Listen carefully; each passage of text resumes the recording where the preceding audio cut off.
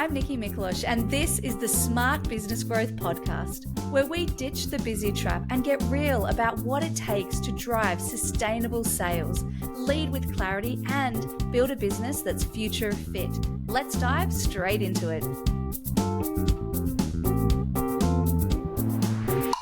Hello, you gorgeous human. Thank you so much for joining me on this week's episode of Smart Business Growth. And I really want to talk today about AI and the future of sales. Now, I don't know if this has happened to you, but last week I made a phone call to a restaurant. I wanted to see if it was dog friendly so I could bring my old boy Eddie along. Actually, if you've watched the YouTube videos, then you might sometimes see Eddie walking in and out in the background. Anyway, I made this phone call. I wanted to see if it was dog friendly. And what was really interesting is, it wasn't a human that answered. It was Sadie, the AI receptionist.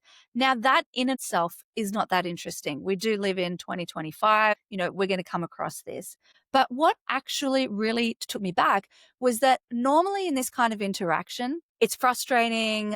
I don't get the answers that I need. I have to hit 100 different buttons, or it just doesn't feel like a very good experience or interaction. But in this instance, it actually really was. Sadie sounded so friendly. At first, I had to double take. I second guessed if I actually heard her right when she answered the phone, and she answered the phone introducing herself as, "This is Sadie, your AI receptionist," and asking how she could help. So I actually found myself really answering the questions or asking my question in a very friendly, courteous tone, almost just in case it was a real life human. But what it actually made me think, I'd really been pondering and percolating and marinating and all the things on the AI and future of sales topic, point of view. And I actually was in the middle of writing an article, which I'll link in the bottom of this podcast episode as well. But it really made me think about the fact that, we need to be able to embrace AI. Obviously, there's so many conversations now about how are we embracing AI in a really resourceful way in our business. And I want to go a bit deeper as well to look at not just in our business, but from a sales point of view, but also how important it is to use AI well. That interaction, typically, if there was some kind of tech or AI in the past, it hasn't usually been the best experience. But in this instance, I was blown away at how the connection still felt like it was there. I felt like I was taken care of. And there were many reasons for that. Not only was it efficient, effective, but also how she sounded and how she interacted with me. And so when I think about Sadie and the AI receptionist, and I think about AI and embracing it in our sales process, it really gets me thinking about how I'm seeing clients and businesses embracing or avoiding it currently in market. Because there's two key camps that I witness. One is ignore, avoid. And it's not even avoid or ignore from a place of ignorance in that, businesses, you might know, if you relate to that, it might be that you know that it's important, but you just don't have the time to get your head around it. There's no capacity because you're really stuck in the day-to-day chaos of the business. So it could be that is driving the lack of time, capacity, headspace that's actually driving the behavior of ignoring or avoiding embracing AI in sales or in your business. Or it could be fear or confusion or overwhelm around, I just don't even know where to start. And hopefully it's not avoidance because you're trying to avoid it, because this is not just the future state of business. This is actually the current state of business. And we have to remember that. But that's one key camp that I see, avoidance and ignoring that it's actually there. And it can be a really valuable tool. The other camp that I see is overuse. So there's sales teams, salespeople, business owners, leaders that are really actually embracing it, but they're overusing it. So it doesn't have that human connection like the experience that I had with Sadie. So we can really go from one extreme to the other. And as leaders, we need to be really aware of not falling into either of those camps. There's a middle ground, and the middle ground is where the magic happens. And the middle ground is absolutely the future of AI and using it successfully in your business and for your sales today and every day going forward. And that's what I want to talk about today, is what does that middle ground look like? Because the middle ground is using AI as a tool, but not relying on it as a crutch. Now, HubSpot recently released some survey results. It's the HubSpot 2025 Sales Trends Report.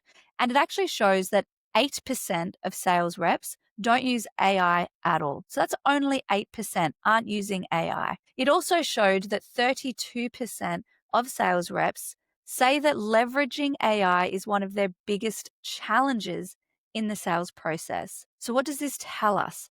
It tells us that 92% of salespeople are using AI, but how well are they using it? And we know that 32% of sales reps say that leveraging and using AI is actually a really big challenge in their sales process. So if you're using it, good on you, like massive props for that. And then we have to start looking at the quality of how we're using it. It also tells us that there's still plenty of room for growth in how we're building our relationship with AI and integrating it into the way that we sell. And what I mean by building our relationship with AI, as leaders, we need to look at, am I open and embracing it? Am I ignoring and avoiding it because I'm too busy, too overwhelmed, or just don't want to deal? Or am I overusing it? Where do I sit? What is my relationship? That's what I want you to think about, because how you view and you embrace and you use AI will absolutely have a ripple effect onto your team. Now, you might also be dealing with your boss or leader, or maybe you're not the business owner, and the business owner may sit in either camp as well. So, that's something that you then have to manage and manage those expectations, whether it's up, across, or down. So, first get really clear on what is your relationship with AI. How do you feel about it? In other words, what are your thoughts on it? And then look at, how am I actually utilizing it? How am I integrating it into the day to day? Now, what's also really interesting is that this HubSpot report, the same report, 2025 sales trends, showed that 74% of salespeople say that AI tools have made buyer research easier, putting more pressure on the salespeople to deliver value. Let me repeat that. 74% of salespeople say that AI tools have made buyer research easier, putting more pressure on them to deliver value. What that is basically saying is that there's so much information and resources available that the buyer, your customer, your client, your buyer has a lot of information when they're coming to you, when they're coming to your salespeople.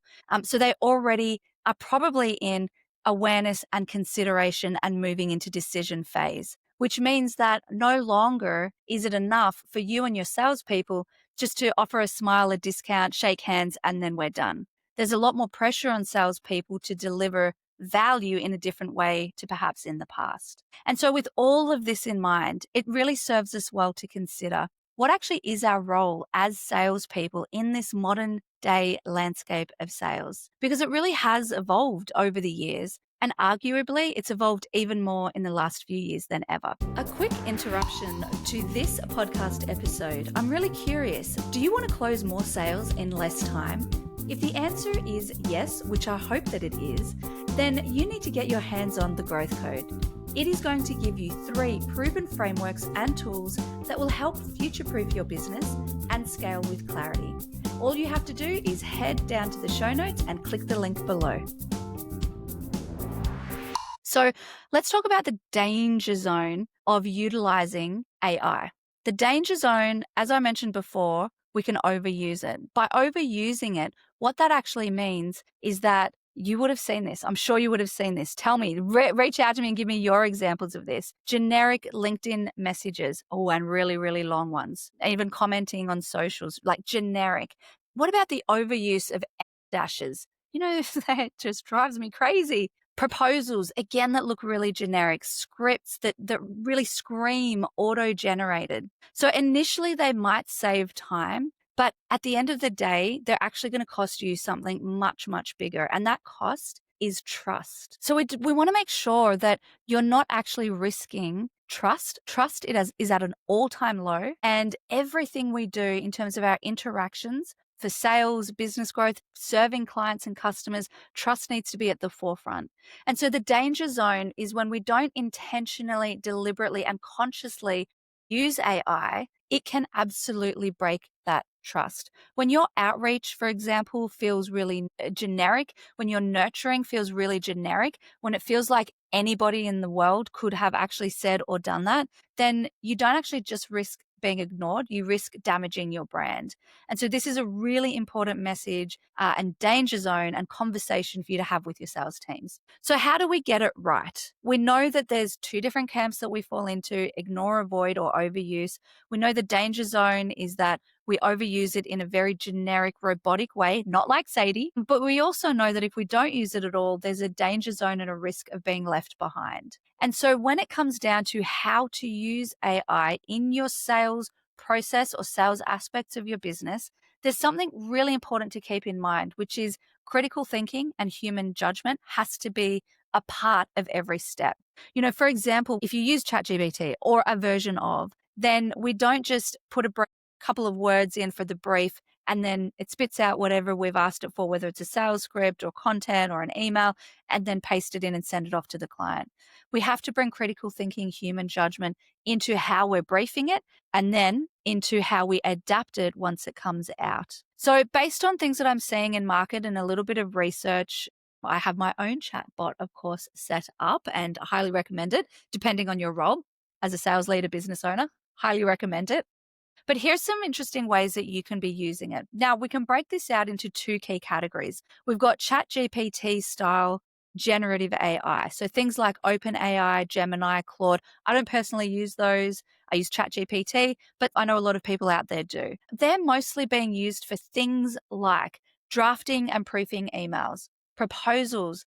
There's amazing tools out there to create proposals. I think Gamma is a really popular one. Drafting LinkedIn posts or social content. Now, again, if you're using it for any of these things, you have to be really switched on around what is the brief that you're giving and then how are you adapting and tweaking it when it comes out the other end before you put it in that email, send off that proposal, do that LinkedIn post. It is so critical. We are absolutely trained now to pick up on what is generically auto-generated and created, to the point that it actually serves us sometimes to make things look a little bit clunky. Maybe there's a space that's missing or an extra space or an uppercase instead of a lowercase.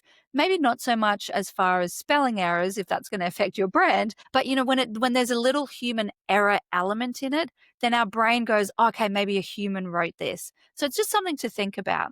The other ways that we use these types of generative AI could be things like brainstorming objection responses. I was on a Reddit thread and I was reading through this Reddit thread or channel. I'm not usually on Reddit. That's a Jules thing, but she showed me and I was looking into how are people using ChatGPT as an example for their sales process. Now, people are actually using it to workshop objection responses.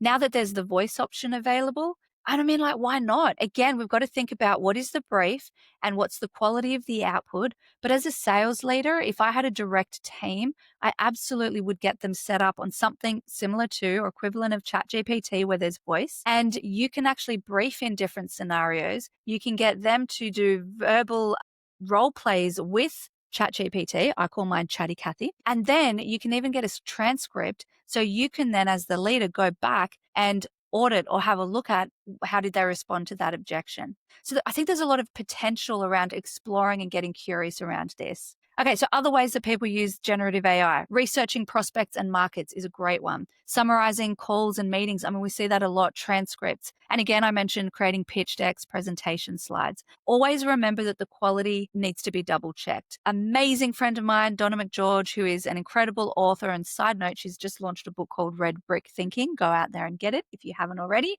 She also wrote a book called ChatGPT Revolution. And I love her description because she says that it's like a hungover intern. They're really great for all the ways that I just suggested you can use them, but you can't rely on her or him or them for quality. So you've got to double check everything that they do. Now, the other way that a lot of businesses are using AI are specialized sales AI platforms.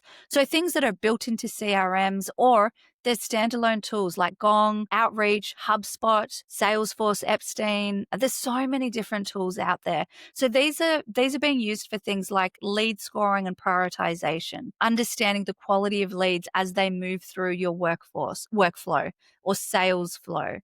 Conversation intelligence. So looking at analyzing call meetings. I guess that's a different way of doing what I talked about with the live role plays. Forecasting and pipeline insights, guided selling prompts, and workflow automations.